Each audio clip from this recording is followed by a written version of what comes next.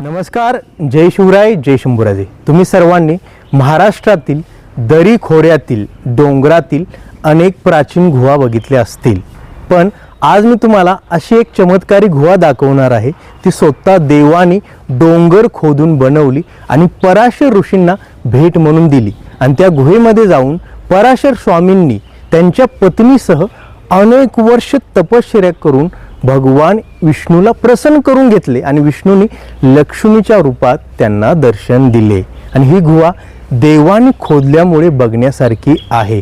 गुहेचे प्रवेशद्वार लहान आहे, पण गुहेमध्ये प्रवेश केल्यानंतर आपल्याला 5 ते 6 खोल्या बघायला मिळतात आणि त्या खोल्यांच्या आतमध्ये तपश्चर्या करण्यासाठी जागा आहे. आणि सर्वात रहस्यमय गोष्ट म्हणजे ज्या ठिकाणी पराशर ऋषी तपश्चर्या करत होते त्यांच्या मागे आणखी एक लहान गुहा आहे.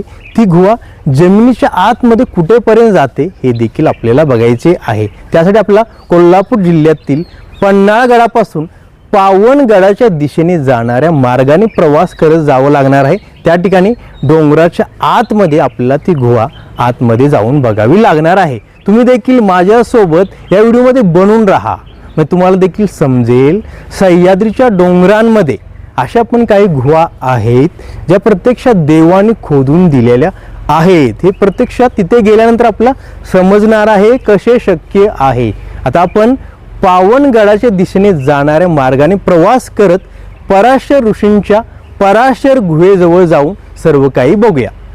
पन्हाळगडावरून हा मार्ग पावनगडाच्या दिशेने जातो आणि पावनगडाच्या दिशेने जाणाऱ्या मार्गाच्या मधोमध आपल्याला ही पराशर गुहा पुराणकालीन बघायला मिळते.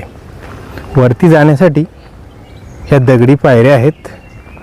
ह्या दगडी पायऱ्याने आपण चालत चालत गुहेपर्यंत पोचायचं आहे. ही गुहा जरी रोडच्या साईडला असली तरी सुद्धा या ठिकाणी पर्यटक खूप कमी येतात. म्हणजे ही गुहा पर्यटकांच्या नजरेत पडत नाही. पण आज मी तुम्हाला दाखवणार आहे पराशर ऋषींच्या भक्तीमुळे देवानी ह्या डोंगरातील दगड फोडून प्राचीन गुहा ऋषींना बनवून दिली आणि ऋषींनी गुहेच्या आतमध्ये अनेक वर्ष तपश्चर्या कशी केली हे आपल्याला प्रत्यक्षात त्या ठिकाणी जाऊन बघायला मिळणार आहे. बघा, ह्या झाडाच्या खाली हे गुहेचे प्रवेशद्वार आहे. प्रवेशद्वारामध्ये एंट्री करण्या अगोदर या ठिकाणी एक बोर्ड लावलेला आहे. तो बोर्ड आपण आता वाचूया. बोर्डवर लावलेले अक्षरे काही मिटलेले आहेत. पराशर गुहा. अगस्त्य मुनीच्या आज्ञेनुसार पराशर मुनी पन्हाळगडावर येऊन विष्णुपृप्त प्राप्तीसाठी या ठिकाणी तपश्चर्या करतात. आपल्याला आता गुहेमध्ये प्रवेश करायचा आहे. बघू शकता दगडाच्या आतमध्ये खोदलेली ही गुहा एका झाडाच्या खाली आहे आणि गुहेच्या आतमध्ये तुम्हाला एक पांढरी चौकट आणि दरवाजे दिसत असेल. हे सर्व नंतर बनवलेलं आहे, कारण रात्री हे दरवाजे बंद केले जातात, कारण कोणताही प्राणी गुहेमध्ये प्रवेश करू नये म्हणून. आणि गुहेच्या सुरुवातीलाच या ठिकाणी आणखी एक गुहा खोदण्याचा प्रयत्न केलेला आहे, पण तो अर्ध्यात थांबवलेला आहे. ही गुहा आता आपण आतमध्ये जाऊन बघायची आहे. जसे जसे आपण या गुहेमध्ये प्रवेश करत जातो तसे तसे या गुहेची उंची कमी होत जाते. आतमध्ये अंधार आहे, पण गुहेमध्ये प्रवेश केल्यानंतर एकदम बर्फावरती प्रवेश केल्यासारखा गार अनुभव अनुभवायला मिळतो. मी तुम्हाला म्हटलं होतं आतमध्ये 5 खोल्या आहेत. ही पहिली खोली आहे आणि या खोलीमध्ये पण तपश्चर्या करण्यासाठी या ठिकाणी जागा बनवलेली आहे. या ठिकाणी बसून तपश्चर्या केली जात होती. आणि गुहेचे हे 3रे प्रवेशद्वार आहे. 3ऱ्या खोलीमध्ये प्रवेश करण्यासाठी आपल्याला टॉर्चचा सहारा घ्यावा लागणार आहे, कारण या ठिकाणी अंधार आहे. त्यामुळे आपण आता टॉर्च लावूया. टॉर्च लावल्यानंतर आपल्याला 3ऱ्या खोलीमध्ये प्रवेश करता येतो. आणि 3ऱ्या खोलीमध्ये डाव्या साईडला तपश्चर्या करण्याची जागा आहे आणि आतमधून या गुहा कशा खोदलेल्या आहेत तुम्ही बघू शकता. हा सह्याद्रीचा लाल दगड आहे. यालाच जांबा दगड असे देखील म्हटले जाते. आणखी आतमध्ये जाण्या अगोदर मी तुम्हाला दाखवतो या गुहेतील अनुभव कसा आहे बघा. आणि चौथ्या खोलीमध्ये दोन्ही साईडला 2 तपश्चर्या करण्याच्या जागा आहेत. त्यानंतर आपण आणखी आतमध्ये जायचं आहे. पण या दोन्ही जागेपैकी या जागेवर मी बसतो आणि तुम्हाला दाखवतो आतमधील व्ह्यू कसा आहे. आतमधून बाहेर बघितल्यानंतर गुहेचे प्रवेशद्वार आपल्याला असे बघायला मिळते.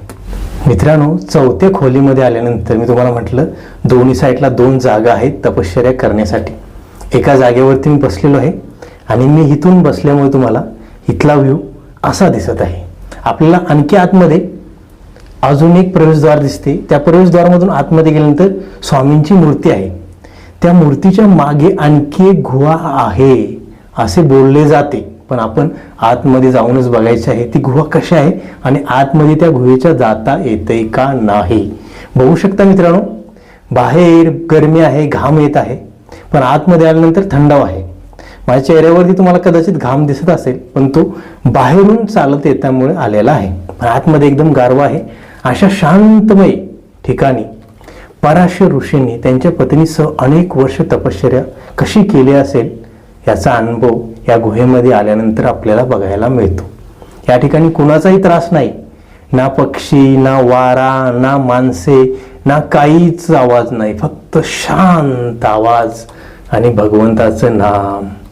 जय श्रीराम, जय हनुमान, भगवंताचं नामस्मरण करून ऋषी या तपश्चर्ये गुहेमध्ये अनेक वर्ष राहिले. आता आपण आणखी पुढे जाण्याचा प्रयत्न करूया. चौथ्या खोलीतून पुढे गेल्यानंतर आपल्याला आणखी एक प्रवेशद्वार बघायला मिळते. इथून आपल्याला वाकत वाकत आतमध्ये प्रवेश करावा लागतो.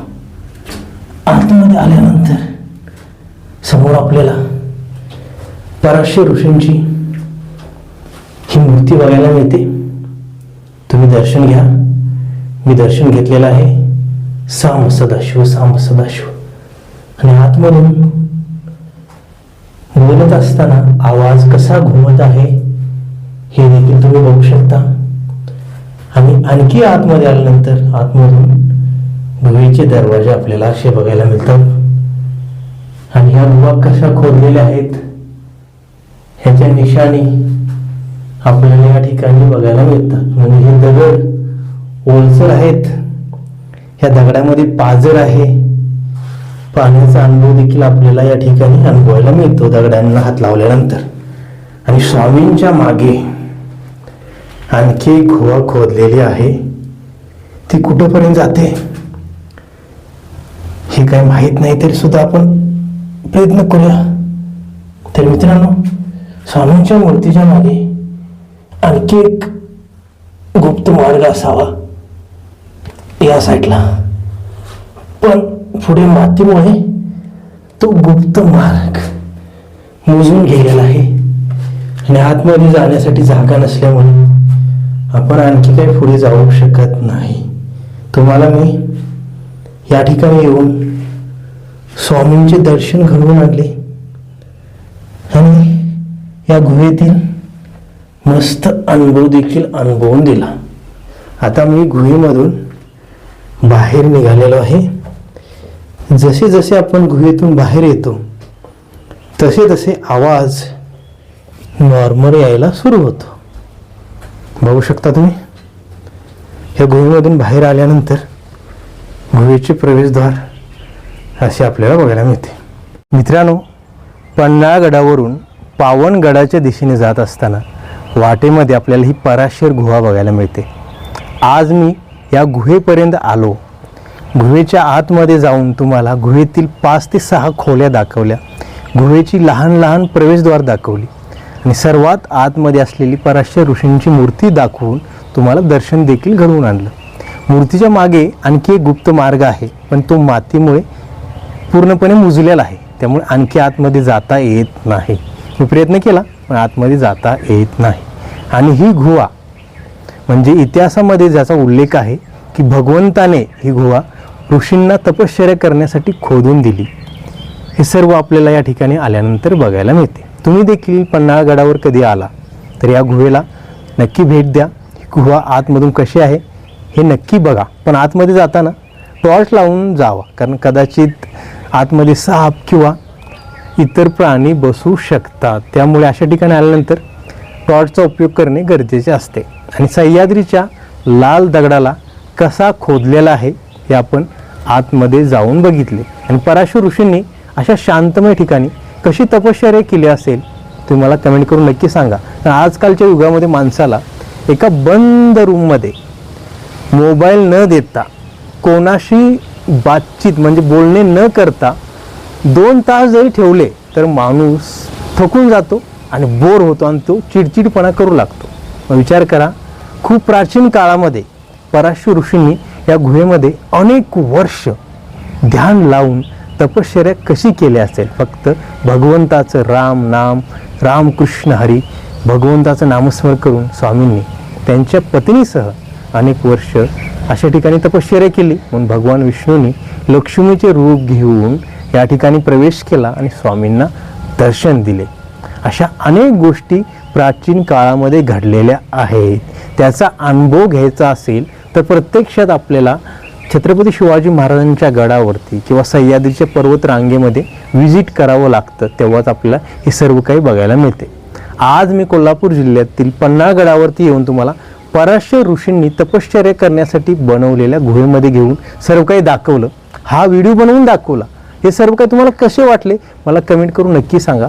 आणि असेच नवनवीन मराठी व्हिडिओ बघण्यासाठी चॅनलला सबस्क्राईब करा, शेअर करा, लाईक करा, बेल आयकॉन दाबून नोटिफिकेशन ऑन करा. पुन्हा भेटूया अशाच नवीन मराठी व्हिडिओसोबत. धन्यवाद. जय शिवराय, जय शंभूराजे, नमः पार्वती पतये, हर हर महादेव. छत्रपती शिवाजी महाराजांचा विजय असो.